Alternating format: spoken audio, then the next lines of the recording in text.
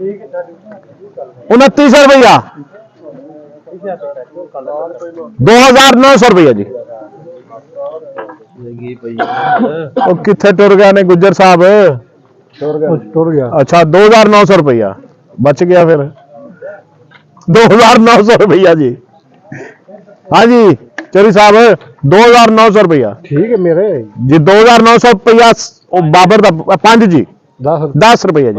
15 रुपया जी। 20 रुपया जी। 35 रुपया जी। 50 रुपया जी। 3000 रुपया जी। 5 रुपया जी। 6 रुपया जी। 10 रुपया 11 20 रुपया जी। 25 रुपया जी। 50 3050 जी।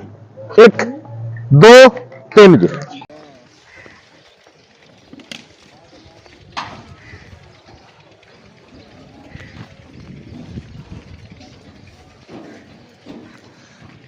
ਤੁਹਾਡਾ ਮੈਂ ਕਰ ਲੈਣਾ ਰਾਜ ਖਲੋ ਜਾ ਜਰਾ ਤੁਹਾਡਾ ਮੈਂ ਕਰਨ ਵਾਲਾ ਆਇਆ